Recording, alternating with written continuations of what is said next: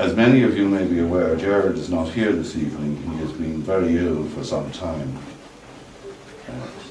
Tom's already introduced his daughter Judy to us, and also his grandson Cody, and Margaret, whom I last met in December, taking good care of Gerald's gallery in Dublin.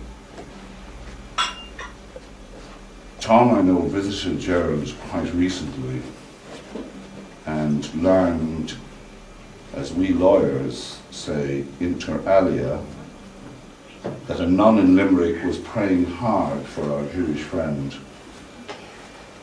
Having been quite ill himself, Tom urged Gerald to take prayers from all quarters, responsible as that of course he'd be grateful to be included in all prayers, whether they were from Jehovah's Witnesses, or Buddhists, or Presbyterians, or Muslims, or Catholics, anyone in fact, with one exception.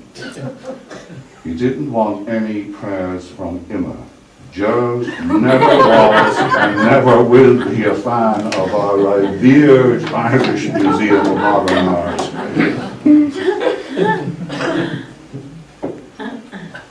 Serious illness can have the effect of seriously concentrating the mind. And should a person be as gifted as Gerald is, the talents of those whom it attacks. As one of the major contemporary Irish artists, Gerald Davis has never not produced good work. But in my opinion, and perhaps more valuably to you in the opinion of those who know a great deal more about art than I do, this is the finest collection of his work to date. And I believe that nobody knows it better than Gerald himself. I quote from a letter. All in all, I have been up to my neck in it medically for a long time now, and it is without doubt wearying. However, strangely enough, I am not cast down. There are obviously dismal and uncomfortable times, but thank God depression has not crept in. The black dog has stayed away from the door. I managed to do a lot of painting, and it is probably as good as I have ever done. Not probably, Gerald. Definitely. Just look around. I mean, seriously, everybody, just look around. It is the sheer colour and the vibrancy and the instant impact of these paintings that make me believe that Gerald, in his own way, is right. This is his best work. I personally find it breathtaking. It took a fair amount of courage to undertake any work at all, let alone work of this quality during such tough times. But the courage comes through. It's there in the painting, along with an extraordinary energy that seems to be able to combine fierce power with incredible delicacy. And there is, without any loss of control, a wonderful abandonment about this work that not only reflects Gerald's irrepressible character, but to return to it again, his courage. It's as though he said, what the hell, what have I got to lose? I'll show them what I'm made of. And what is he made of? This exhibition is as multifaceted as the man himself. At the same time, there is a wholeness and unity about this work, despite the fact that it varies from the huge and magnificent dreaming clouds right behind you there, that somehow combines majesty, poignancy, and hope, to the tiny travelling family, which is just around the corner of the stairs, a powerful haiku of a painting, if ever there was one. Wonderful. That's his own. I can see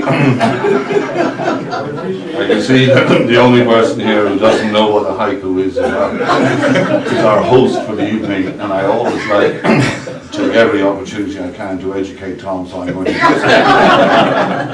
A haiku, Tom, and listen carefully, is a very, very short Japanese poem consisting of the division of 17 syllables into 3 groups of 5, 7, and 5 syllables. Yes, I'm amazed that you can think so briefly. I know the rest of you knew that, but Tom remains unprepared, so I'm going to give him an example. Oh, fine.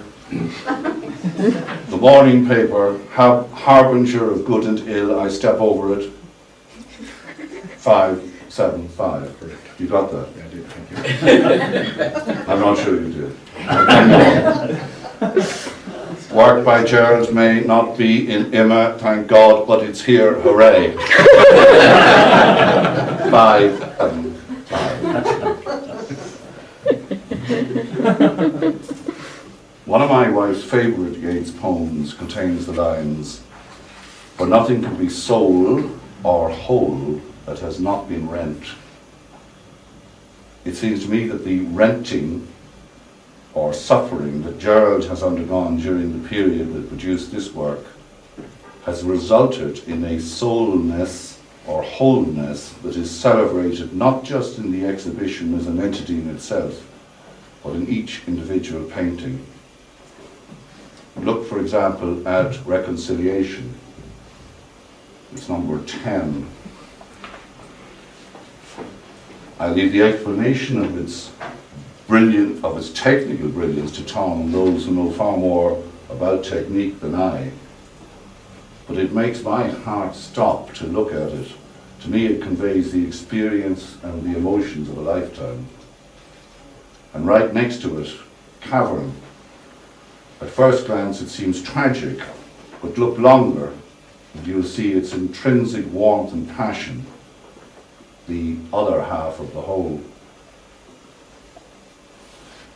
And as for the landscapes, or should I call them timescapes or abstracts, some are instantly recognizable as landscapes, but many of the abstracts also have an undeniable connection with the identity of a place.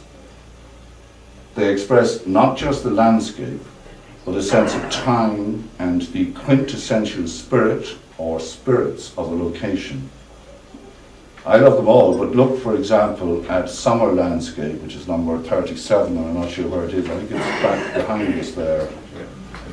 And number 4 at Coastal Field, which is somewhere here, right beside me. He paints in the words of another poet, Evan Boland, the place and the torment of the place, and of course the joy. It is as though the elements of land, air and water are in a creative collision with emotion, time and history. The result is what we see on the walls around us, an explosion of life. It would be impossible to speak of Gerald Davis or his work without mentioning his humour.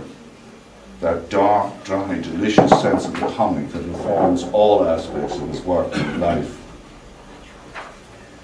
Just look at And Daedalus over there, the bottom.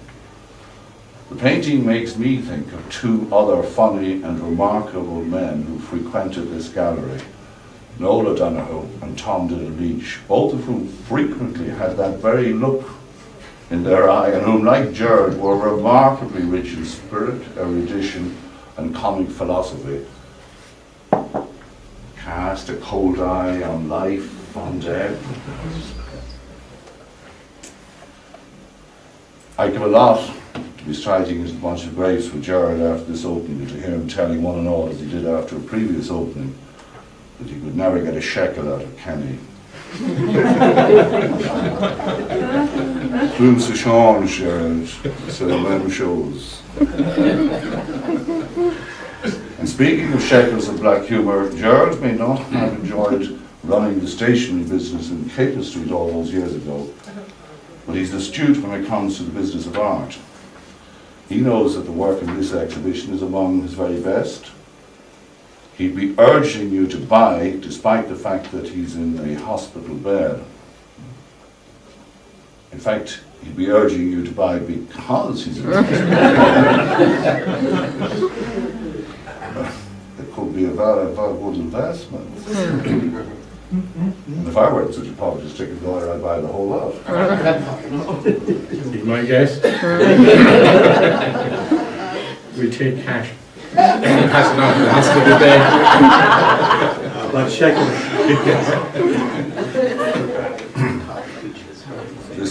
This hurts me after that, what I'm about to say now, but before I finish, I would like to congratulate Tom on not only producing such a superb exhibition and hanging it so beautifully, but on producing a wonderful brochure. And I must refer you all to its opening article by Ray Comiskey if you really want to know more about the hero of this exhibition. And if you bear with me, I'm going to read just the final paragraph, because many of you may not have had an opportunity to do so yet.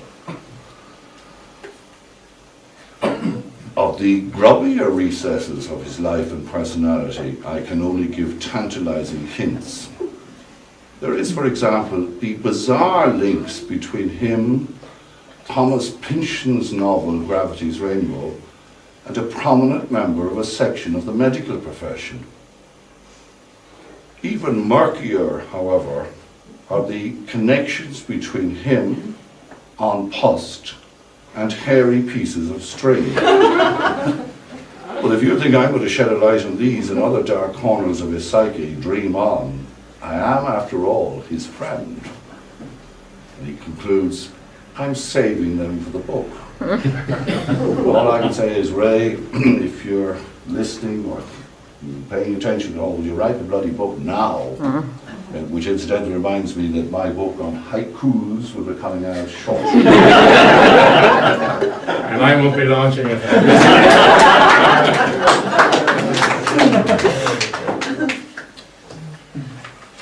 As you can see, Tom is videoing this for Gerald, so I'd like to make a toast to the artist, writer, actor, wit, Joycean scholar, lecturer and broadcaster, musician, entrepreneur, and nurturer of talent, husband, ex-husband actually, but a loving and loved one, father, grandfather, lover, friend, yes, and subversive. Our very own Bloom, or should I say the person Leopold Bloom would have loved to have been. And of course, Jew and Irishman. And check your lover. I had to have the glass. Yes, share Cormac, Gerald. Benari and Boherlath. Shalom, Gerald. Shalom. Shalom. And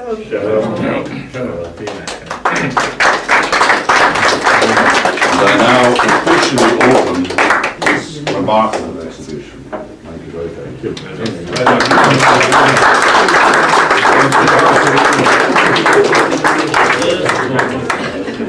Thank you, Henry. Erudition, dripping with erudition. Now, as I say, Jerry himself can't be here, but his daughter Judy is with us this evening, and she'd like to say a few words. Thank you. Judy. Obviously, for Dad, it's a great disappointment that he isn't here this evening.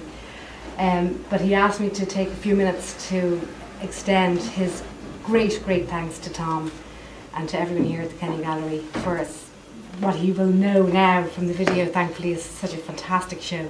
So thank you on behalf of him. And I know he would really want to thank Margaret as well for everything. And he'll certainly want to thank Henry. And he just asked me to say hello to all his great friends in Galway and looks forward to seeing everyone soon. Well done. That's it.